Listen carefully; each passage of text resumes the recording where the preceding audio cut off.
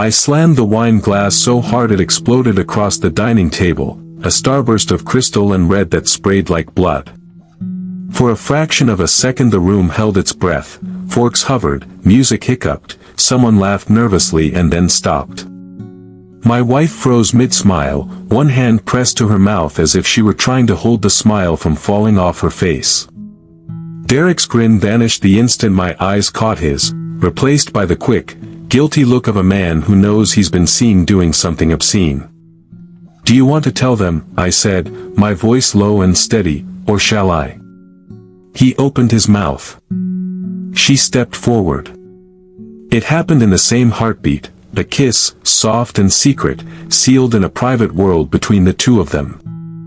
I don't know which hurt more, the kiss itself, or the way she flinched when she felt me watching, like a child caught with their hand in a jar.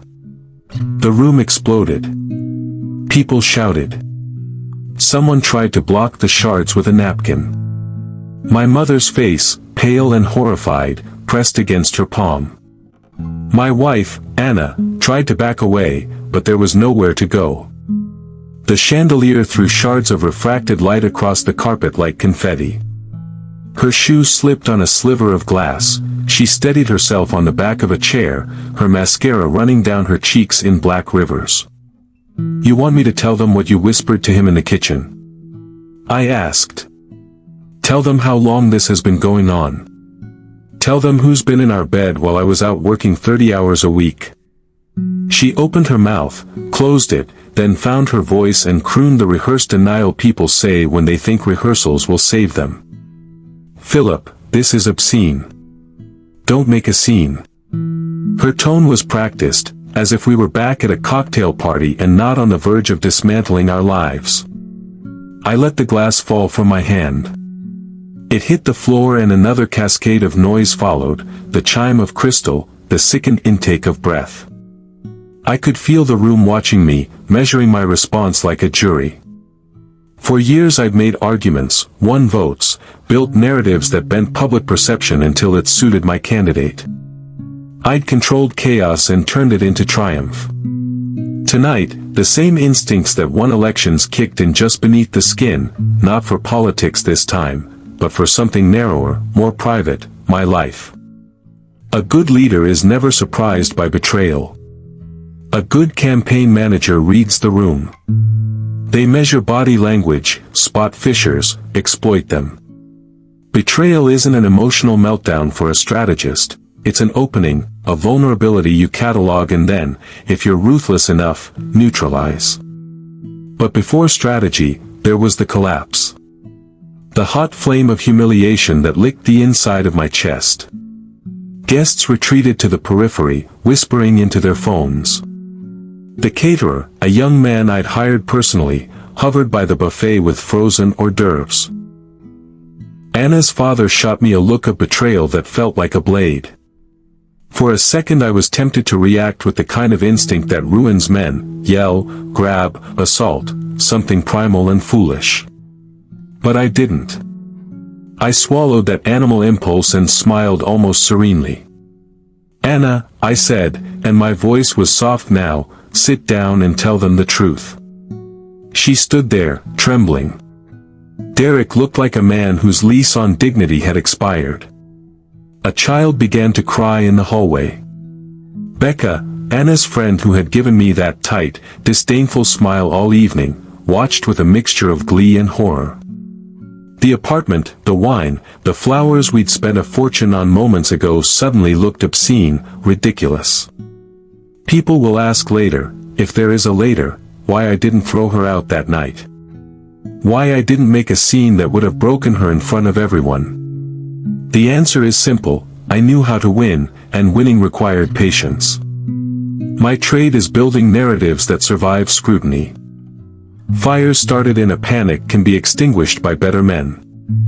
If I wanted to incinerate her life and make sure the ash didn't reform into anything useful, I had to be surgical, not theatrical.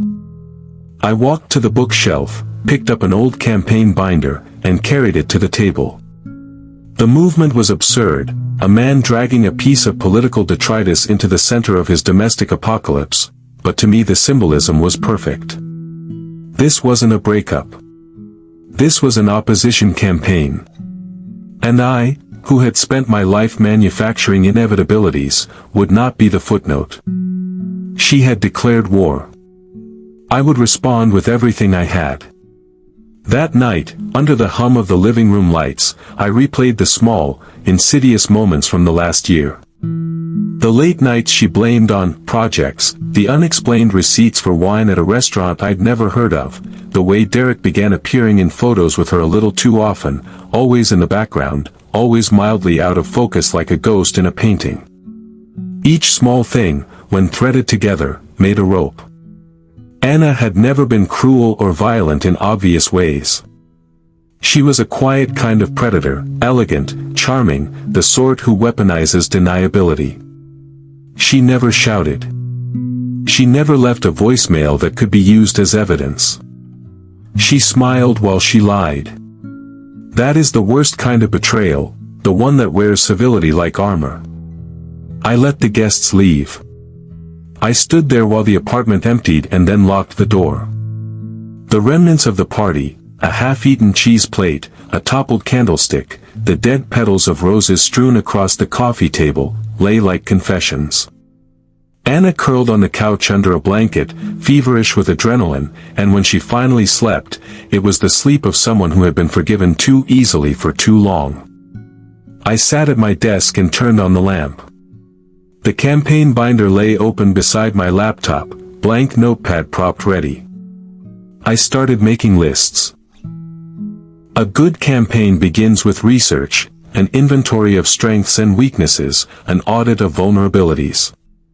I could feel the old excitement, the same cold, focused pleasure I felt watching polling numbers fall into my candidate's favor on election night. This was the same playbook, fact-finding, message framing, surgical strikes. But this election would be smaller, more personal, and therefore crueler. No debates, no news cycles. Just reputations and money and the social architecture of a life.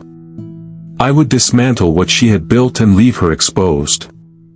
My tools would be the skills I'd honed making strangers trust men they didn't deserve, data, narrative, timing, and the relentless erosion of a public image. I swore, quietly, sitting there in the lamplight, that I would not allow the man she preferred, Derek, to become the standard against which I was measured. She had made a public choice tonight, but she had also made a tactical error. Public humiliation is a dangerous thing in our circles. You can run from it, but you can't erase it. And in the small, insular world Anna inhabited, reputations were currency. I intended to bankrupt her. The first 30 seconds of this story were loud, violent, incandescent. By the end of the hour, as a hush settled over the apartment and the crystal on the floor caught the lamp's light like tiny guilty stars, the war plan was beginning to take shape. I was tired, but I was not broken. Betrayal had cleared something out of me, a kind of numbness, and left in its stead a purpose as cold and bright as a scalpel. The next morning the sunlight was unforgiving. It slid across the coffee table and lit the shards of glass like accusations. Anna was already gone when I woke, the blanket folded at the foot of the couch as if she'd never been there. Her phone lay face down on the side table. For a moment I considered smashing it, burning it, doing something cathartic and immediate. Instead I slid it into my pocket and walked into the kitchen like a man going to work. Research is quiet work. It's forensic. It's the soft sound of keys tapping into the night while the rest of the world sleeps. For the first 48 hours I did nothing but inventory. I pulled credit card statements, scrolled through old emails, and made a spreadsheet, dates, places, amounts, names. The ledger of her life unfolded like a secret map.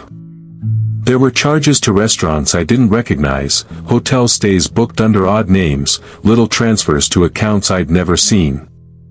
A pattern emerged, not proof in itself, but enough to justify deeper digging.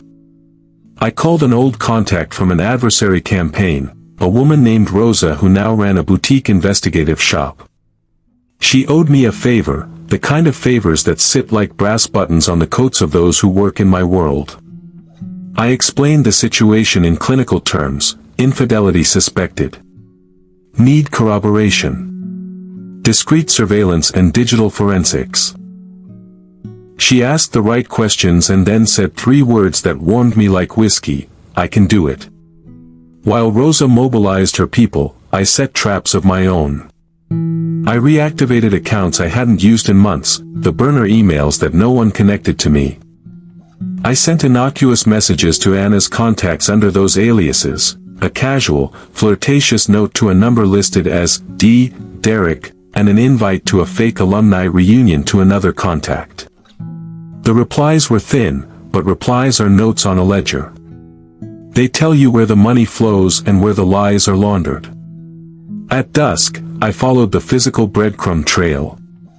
I parked 2 blocks away from the Lantern, a wine bar 2 neighborhoods over that showed up in one of the statements. I watched for an hour, the seat of my car folding around me like a confessional booth. Couples moved through the bar like pieces in a game I'd stopped playing for so long. I saw Anna arrive at 9, late, laughter loud enough to mask guilt.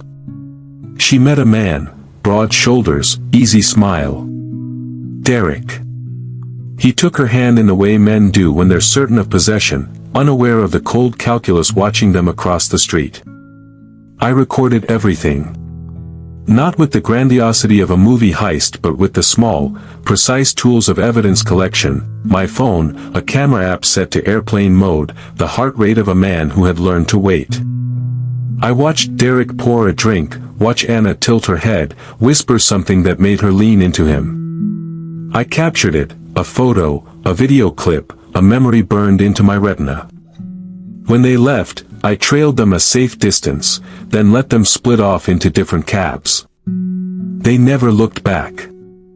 Rosa's team moved faster than I expected. Within days they delivered a packet, GPS pings showing late-night movement between Anna's apartment and a small rental unit in a neighborhood I did not frequent. Screenshots of deleted messages recovered from a cloud backup. A list of phone calls placed at 2 in the morning.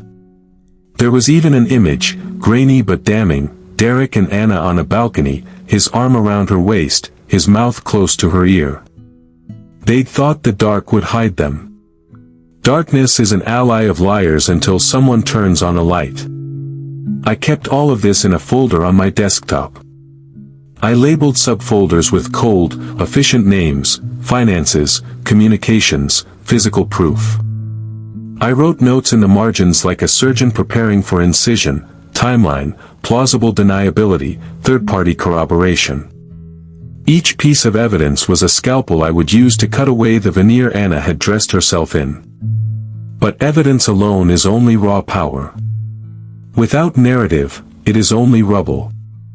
I needed a story that fit the facts and would sit inside the minds of our small social circle like a truth. I began to frame it in my head: the affable, glamorous man who was a facade, the wife whose social currency had depended on proximity to him, the quiet, steady provider who had funded that currency. The narrative would not be about me as a martyr. It would be about a web unraveling, a mirror held up to a social machine built on borrowed prestige. Not everything in the packet was clean. There were loopholes, messages that could plausibly be about work, a hotel booked for, conference that could have been a real commitment.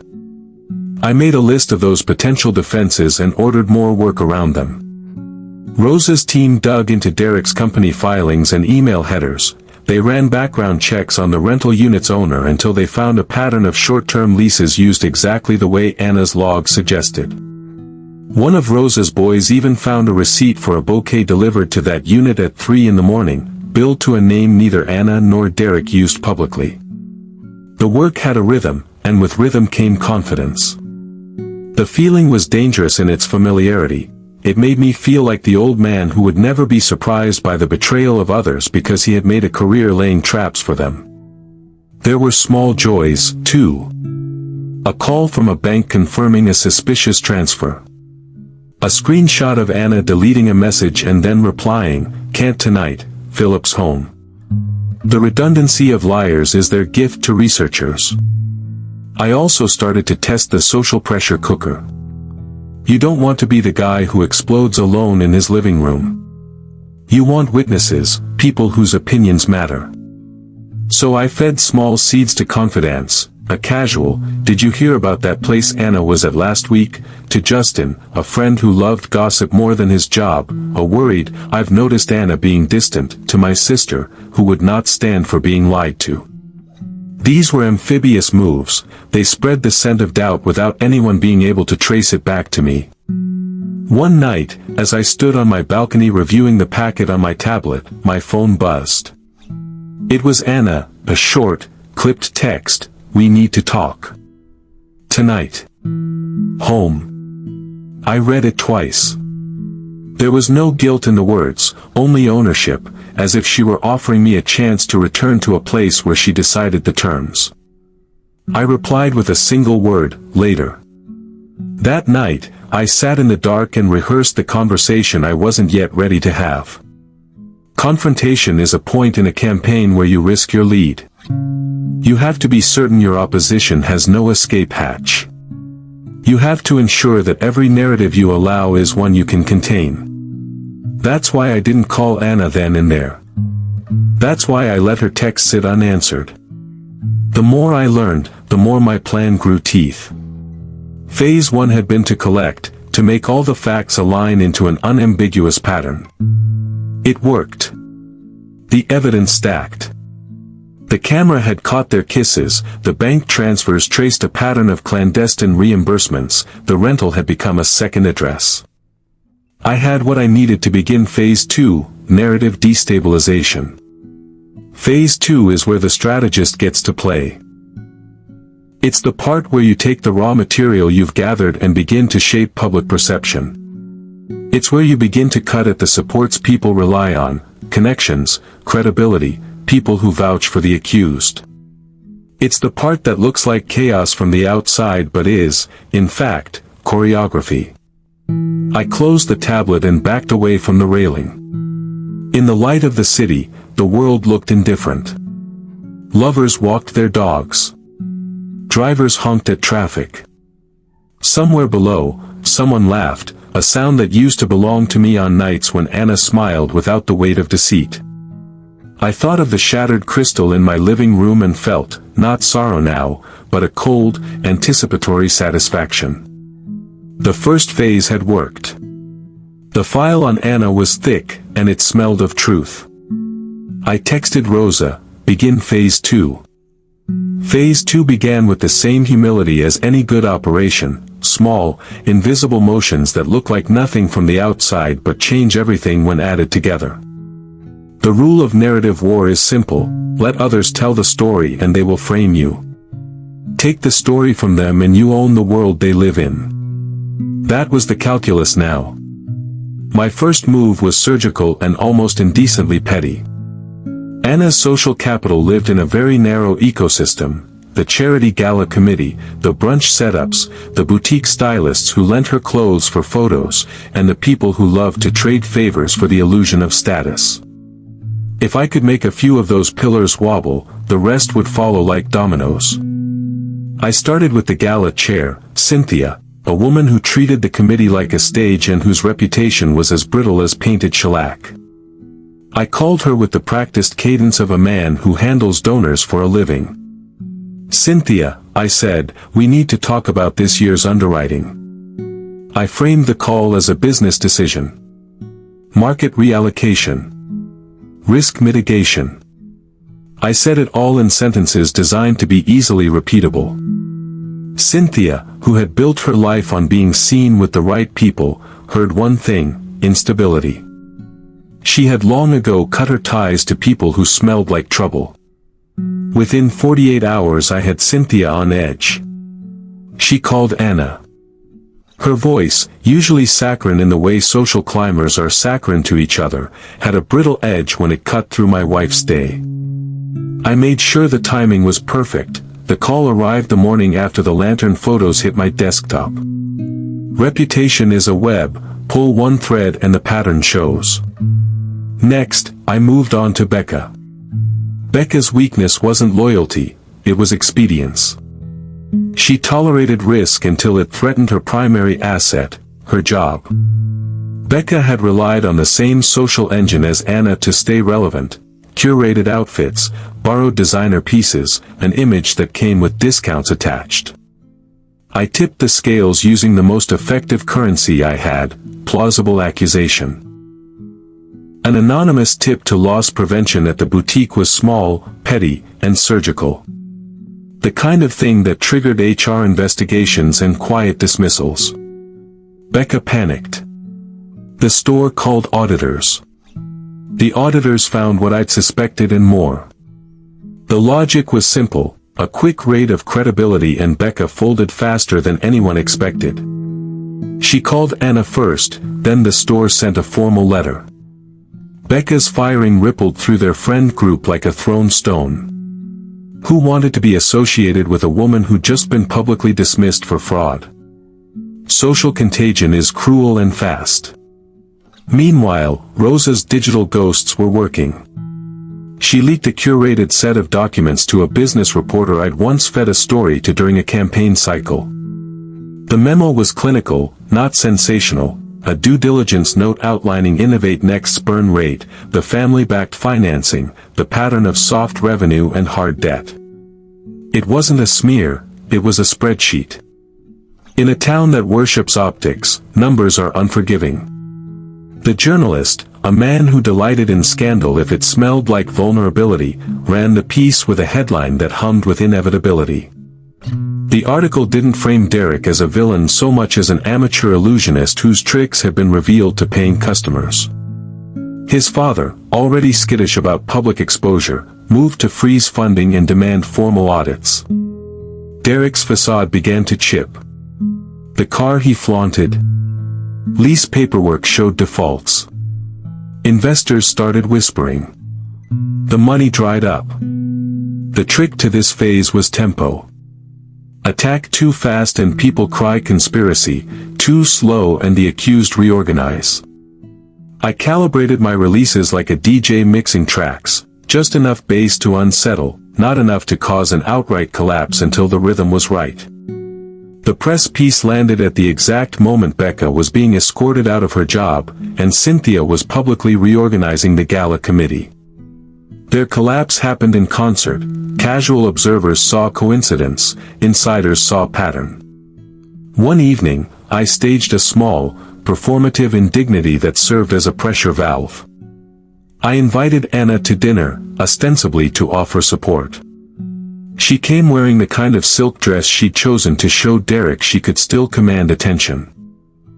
The restaurant was dim, the sommelier polite, and the table set like it had been designed to bait confession.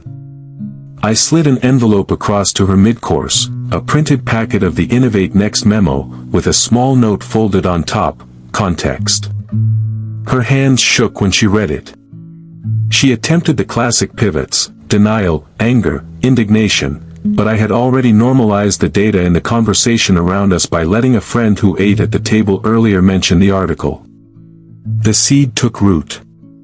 Her composure frayed when the waiter, a man she'd met once at a fundraiser, asked with faux innocence, "Is everything okay?" "I read about Innovate Next this morning." Tough break. She left that dinner like a woman being followed by a rumor. I also took advantage of small social platforms, private group chats, alumni newsletters, charitable donors mailing lists. I would never publicly out them. Instead I asked questions in the right direct messages, made casual observations, seeded doubt. It's astonishing how quickly an unverified whisper becomes a cited memory in a closed circuit where reputation is everything. People start to triangulate. They call others for confirmation. They don't want to be the last to know. There were awkward confrontations at yoga classes and after bridge club. At one meeting, a woman who had always sought Anna's approval intentionally looked the other way in mid-conversation when Anna walked in. The physical shunning, as small as a neglected glance, was a surgical hit. Social exclusion is a slow poison, but it works because it's so subtle you forgive it until you've lost everything. All the while, I never let my public act slip into the petulant or the vengeful. My public face remained the man who had weathered the party incident with more dignity than viewers expected. I allowed others to ask me questions in the safe privacy of lunch meetings and coffees, where I framed my words in terms of concern, not accusation. Concern was harder to dispute. Sympathy slides into the narrative like grease into gears, soon the machine ran on it. As the web tightened around them, Derek's professional partners started asking for formal audits and legal assurances. Investors, who hate uncertainty above all, began to shift capital away. Derek called Anna in a panic and she, for the first time in months, asked him for support rather than the other way around. How the tables turn. One trick I deployed that felt decadent in its cruelty was the slow, steady revelation of receipts showing how much money I'd actually contributed to the life she enjoyed. People always assumed Anna existed on a baseline of independent wealth. I made it clear, through an anonymous line to a social columnist, that much of the lifestyle appeared to be funded by a single source, me. That shift in narrative changed the perceived agency she had. She became less an heiress of opportunity and more a beneficiary of someone else's largesse. Her arrogance, which had always been couched in privilege, began to look like leverage exploited. By the time Phase 2 was coming to a close, the social landscape had altered. The gossip feeds we once skimmed for fun now hummed with problems. Anna's invites started to dwindle. Her calls to Becca went unanswered. Derek stopped showing up on stages. The gala committee asked Cynthia to step down pending an internal review. I had set a termite colony beneath the floors of her social life and now the boards were starting to flex. The most satisfying part of the destabilization wasn't headlines or fired friends. It was the moment I watched her realize the perimeter had closed. It was an ordinary afternoon when she texted me, "People are talking. What did you do?" I responded in the tone of a man who closes files, "I answered your attack in kind. You started this war, I finished it better." She didn't reply. Narrative destabilization is ugly work. It makes you manipulative by design. It forces you to weaponize truth and half-truths until they become indistinguishable. It costs something. There were nights when the thing I'd loved, the precision of campaign craft, made me feel like a person who'd learned to get away with murder. But then I'd think of the wine glass and the kiss and the way she had smiled at Derek while the room applauded, and the cost suddenly felt worth it. Phase 2 ended not with a crescendo but with a quiet, inexorable unraveling. The allies she had counted on retreated. The man she compared me to was exposed as a fraud. And in the space that opened up, I began planning Phase 3, the follow-through that converted chaos into legal and social finality. Phase 3 began with a simple realization: destabilizing reputation is necessary, but not sufficient. Rumors collapse empires slowly. If I wanted a decisive win, the kind that left no viable comeback, I needed to convert social erosion into legal and financial finality. In campaign terms, Phase 3 was where you move from persuasion to enforcement, subpoenas instead of op-eds, documented evidence instead of whispers, official actions that can't be shrugged off as gossip. First, I built a legal perimeter. I called a lawyer I trusted, not the kind who invoices by the hour for grandstanding, but the procedural bulldog who had cut through red tape for candidates who needed facts entered into the record quickly and cleanly. We met in a conference room that smelled of stale coffee and leather and spoke in shorthand. I handed him the packet: bank transfers, GPS logs, the balcony photo, the hotel receipt for conference at 3:12 a.m. He nodded, eyes flicking from telephone number to email header. "We can file for discovery," he said. "Civil suits. If the hotel receipt can be tied to a corporate card or a named beneficiary, we can get subpoenas. That gives us access to records under oath." He smiled, almost indulgent. "And once you have sworn testimonies, rumor becomes perjury risk. Legal moves have a rhythm all their own. They're less glamorous than a viral exposé, but their teeth are real. I authorized motions. I filed formal complaints where appropriate, falsified expense claims through the nonprofit for which Anna was listed as a patron, corporate misuse tied to Derek's startup where investor agreements smelled improvised. I served subpoenas. A few days later, a temp at a bank I'd never met tipped a ledger entry that made my lawyer whistle. The hotel's records returned with an invoice that named a corporate expense manager Derek claimed didn't exist. The threads were connecting, each official paper stamped with an institution's letterhead tightened a knot. At the same time, I escalated the narrative in a way that felt surgical rather than petty. Instead of another anonymous leak, I constructed a dossier for the business journalist, the same one who chewed into Derek's skin earlier, but this time it came with sworn documents.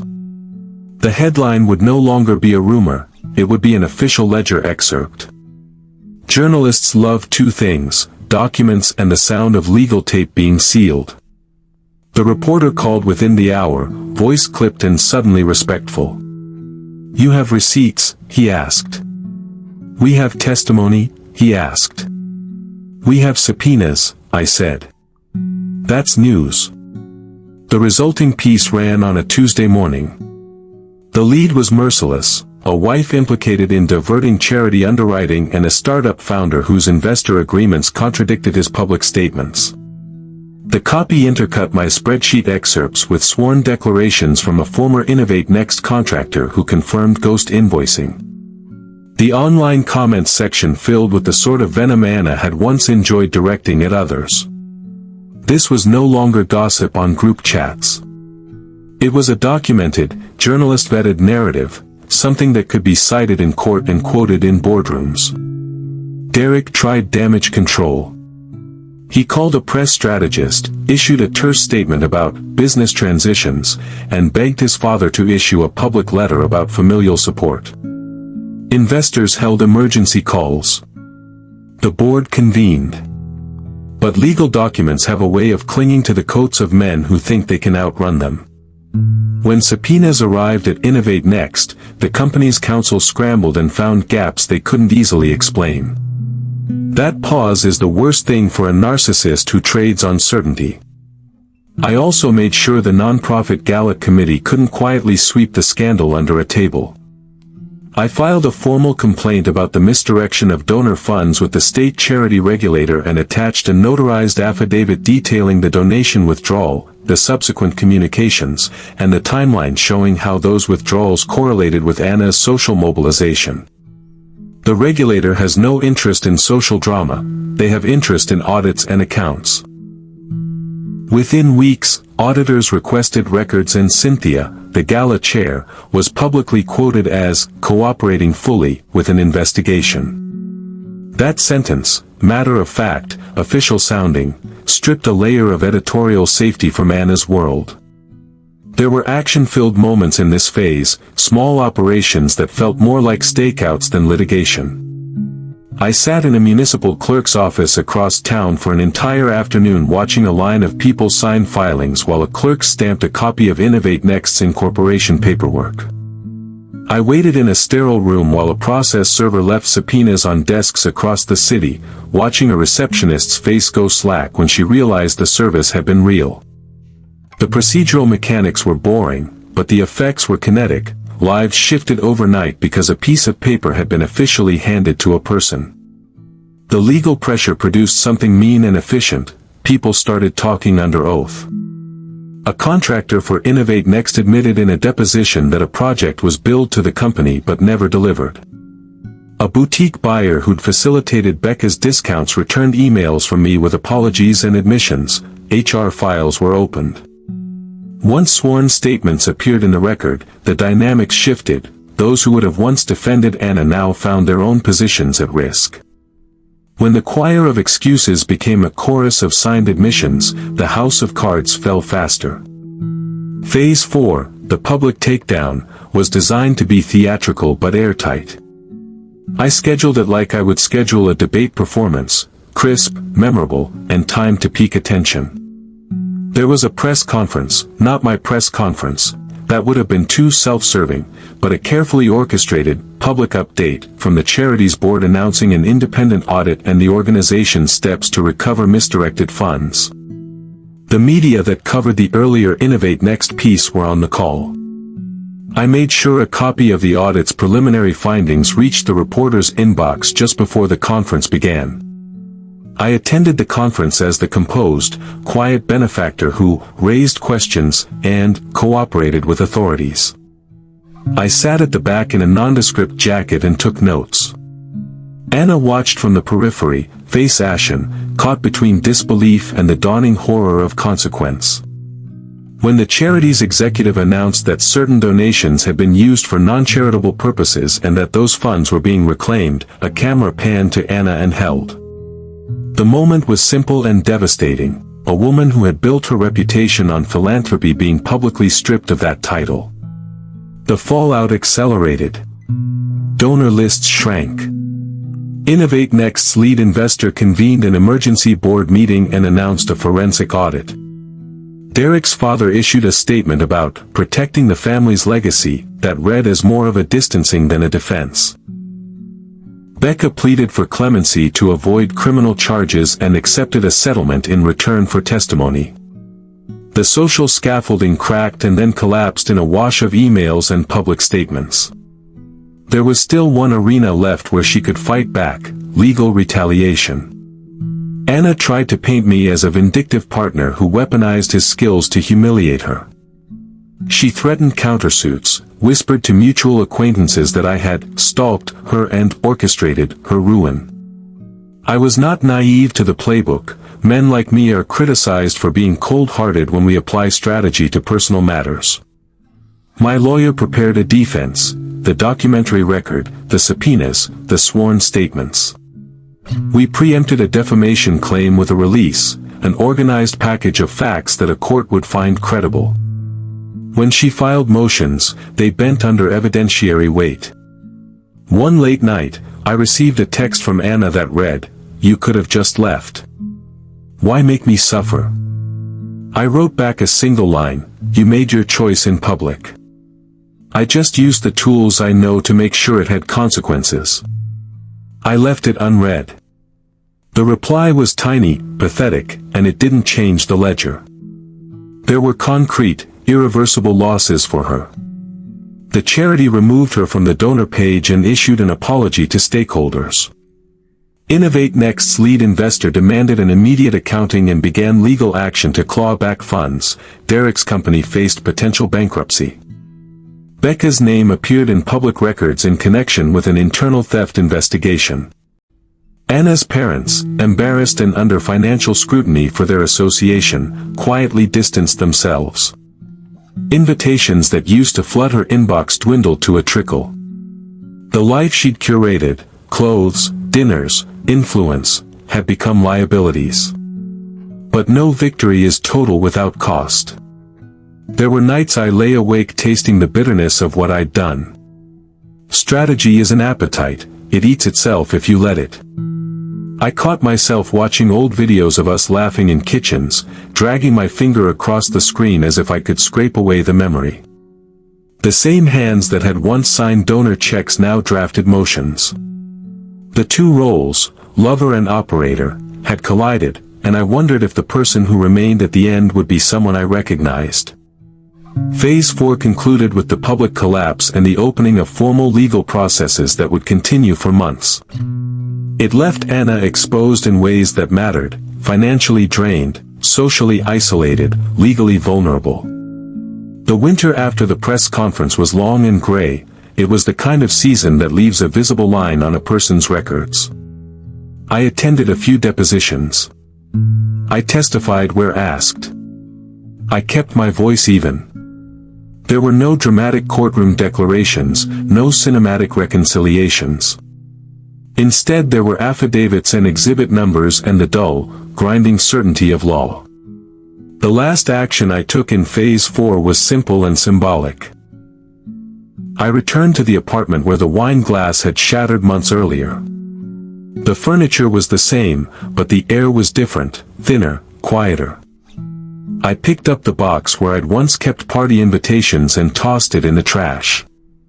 Then I went to the balcony and lit a cigarette, watching the city breathe. The war had been won on paper, but the landscape it left behind was a mess of collateral damage and hard truths. There was still a phase 5 in my head, maintenance, insurance, ensuring she could not rebuild, but that was for later. For now, the law's machinery had done what my gossip and strategy could not, it had formalized consequence. Anna's options had narrowed. The next chapters would be slow, legal proceedings, settlements, reputational hemorrhage. But the acute phase was over, and with it came a small, hollow satisfaction that felt like victory. The spring after the press conference moved like someone else's calendar. Days were there to be crossed off, not lived. Depositions bled into settlement talks bled into quiet negotiations with insurance companies and auditors.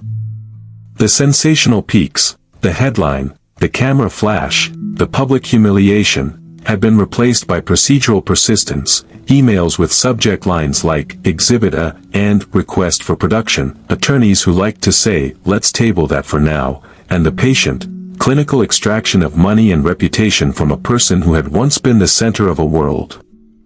Anna's life narrowed before my eyes. Invitations I had once teased out of my own network for the sake of a nice weekend now disappeared like smoke. Her parents, strained and embarrassed, visited less. Her phone buzzed less. The social scaffolding she had used to climb had been cut, now she clung to the beams and found them rotten. She moved out of our apartment 2 months after the charity audit went public. The movers came in silence, wearing plain t-shirts and masks of efficiency.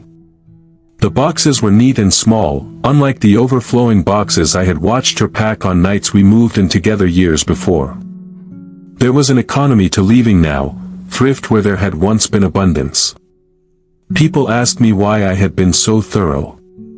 Couldn't you have just ended it, they'd say, as if a clean break were a thing that existed when someone had publicly belittled you.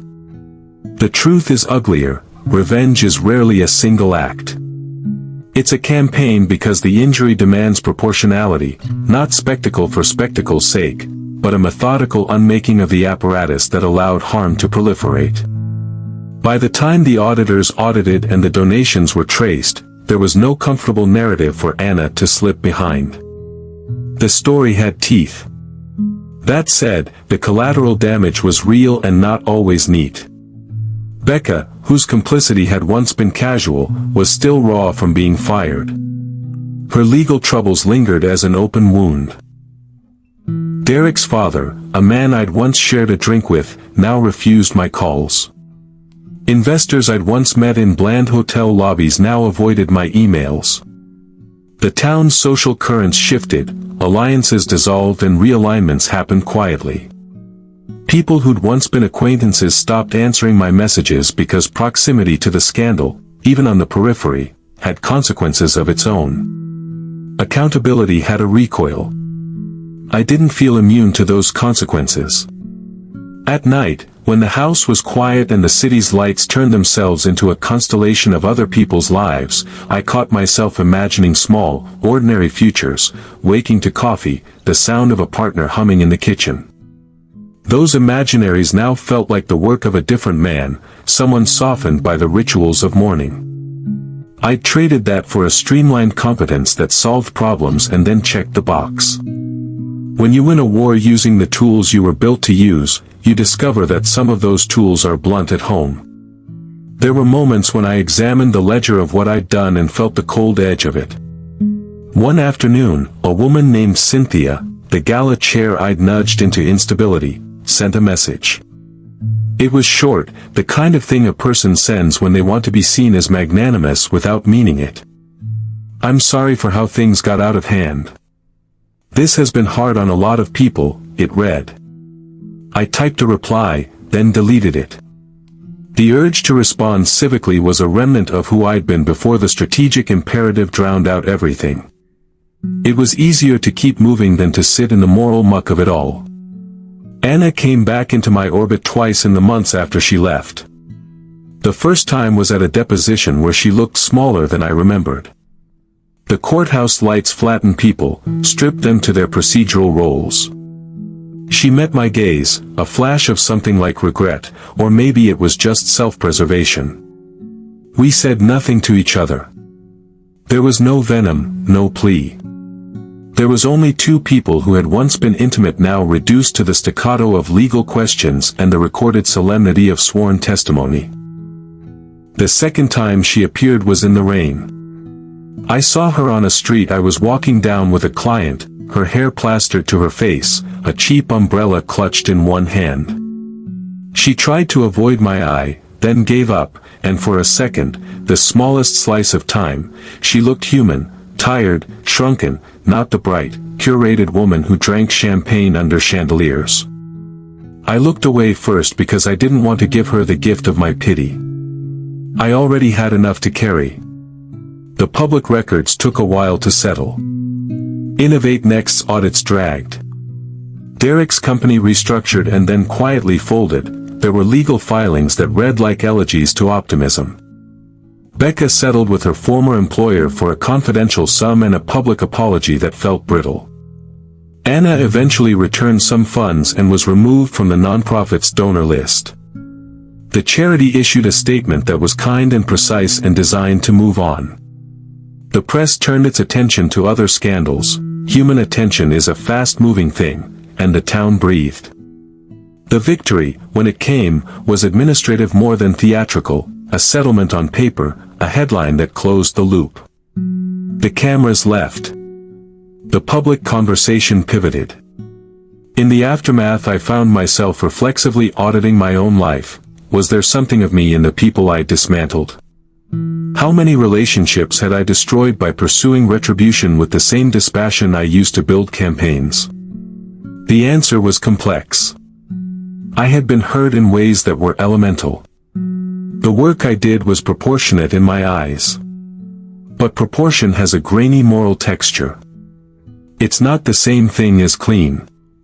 The nights I felt worst were not the ones where I thought of Anna so much as the nights when the self I had become caught me by surprise. I would lie awake and hear the echo of a campaign war room, the hum of monitors, the scratch of pens, and in that hum I would sometimes hear the memory of her laugh in a kitchen we'd once shared. It made me think of the traded currency of love and convenience, of the way people can multiply their lives in the presence of someone else. In that arithmetic, the subtraction was brutal. To be clear, I would do it again.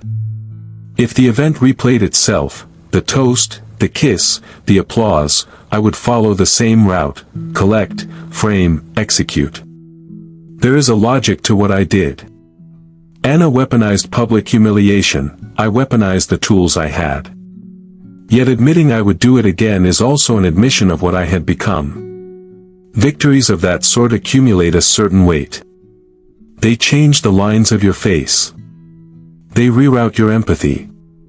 Part 6. The long quiet, maintenance and reconstruction. After the dust settled and the legal levers had been pulled, life offered itself back in fragments. There were league meetings and dinner invites and the quiet operations of a career that demanded focus. I returned to work with an efficiency that surprised my colleagues.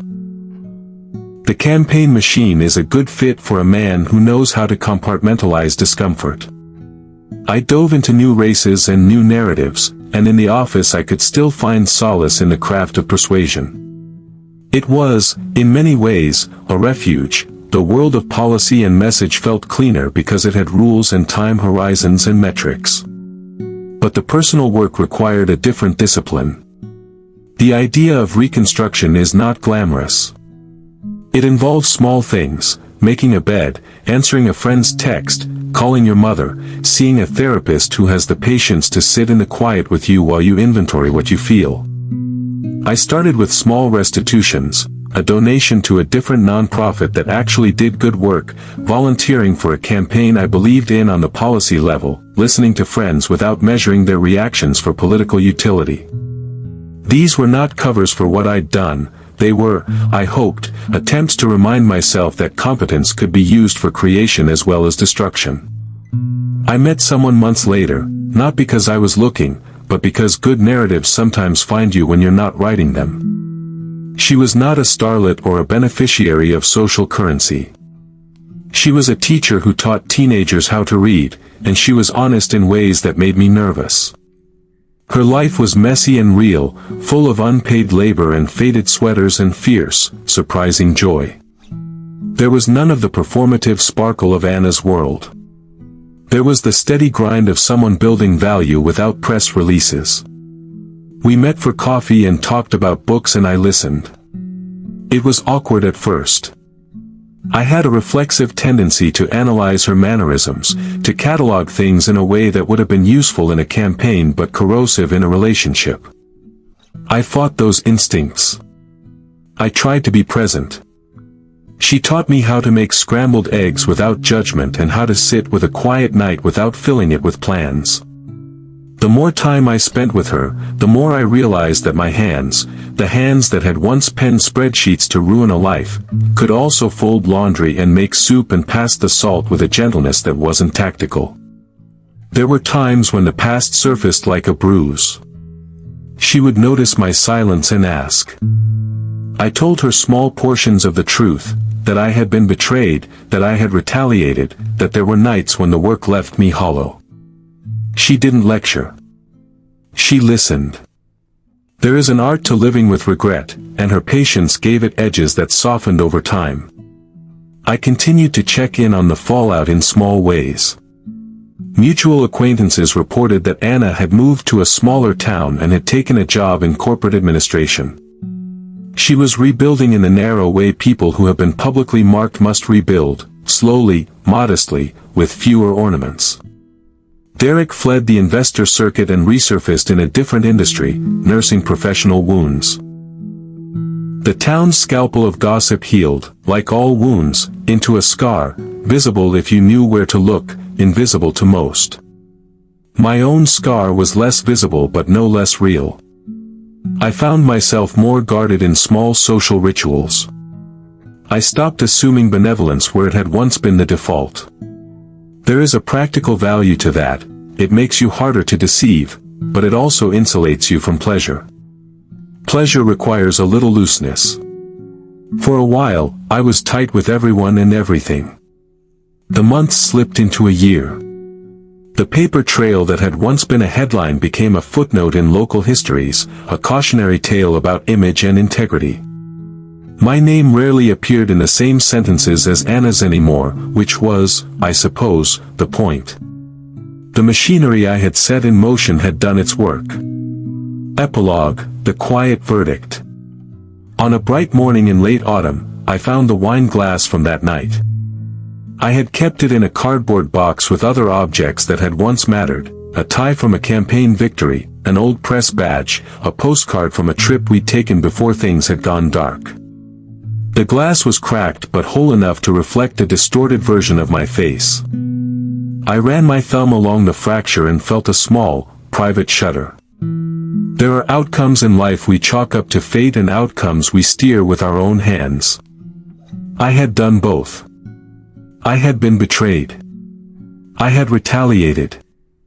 I had cost a woman her life of ease and, in doing so, had fractured my own. The balance sheet of justice is not neat. There is no ledger that accounts for the nights I dreamed of reconciliation or the mornings I woke without appetite. If you ask me, years from now, whether I regret the way I answered her public slight, I would give a complicated answer.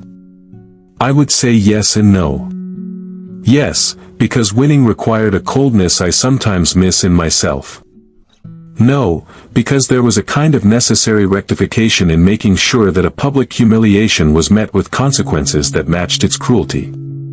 What remains is the knowledge that power, whether exercised in a campaign war room or in the quiet of a living room, is a sharp instrument. It can be used to build and to protect, but also to wound. The only remedy for being broken by someone you trusted is to be whole enough to make a choice about how you respond. Mine was not pretty. It was effective. I keep the cracked wine glass on a shelf now, not as a trophy but as a reminder, that the life we make, with its betrayals and its triumphs, is fragile, that our choices echo, and that sometimes the person who survives a public fall is the one who has learned how to wield consequence with care. Months later, long after the lawyers had cashed their checks and the headlines had faded, I walked past a coffee shop downtown. Through the window, I saw her. Anna. No makeup. No audience. Just a wilted shadow of the woman who once toasted our love in front of 100 people while secretly planning my burial. Her shoulders were hunched, her hands wrapped around a chipped mug, and her eyes, once sharp enough to cut, looked hollow, searching for someone to blame, someone to save her. She didn't see me. Or maybe she did, and just didn't dare hold the gaze. I didn't slow my stride. I didn't wave. I didn't even grant her the mercy of recognition. Because that's the cruelest victory of all, not that I destroyed her career, her reputation, her carefully curated life, but that in the end, she didn't matter enough to hate anymore. And as the door swung shut behind me, I realized something. Campaigns don't end with the opponent's defeat. They end with silence, when the applause dies, when the banners are pulled down, when the world simply stops caring. Her silence is my applause now.